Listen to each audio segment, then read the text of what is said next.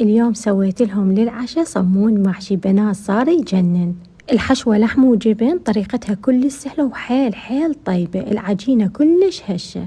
للعجينة 3 كوب طحين، خاشوقة خمرة، 3 خواشيق حليب، خاشوقة شكر، رشة ملح، كوب ونص مي دافي ضفته بالتدريج. نبلش نعجن، تصير العجينة تلزق، ضفت خاشوقة زبادي وربع كوب زيت. نكمل عجن لحد ما يختفي الزيت، تصير العجينة متماسكة. نغطيها ونتركها ترتاح ساعة. لحم شرح ثرم تثرم ايد، رشيت عليه شوية مي حتى يذب الدم البيض. طاوة ضفت الزيت، ضفت اللحم بس يحمس شوية عندي، ضفت البصل، بهارات، خاشوقة معجون، خاشوقة دبس رمان، ربع كوب زيت، وخليته 10 دقايق على النار. نتركه يبرد ونضيف رشة بقدونس مثروم.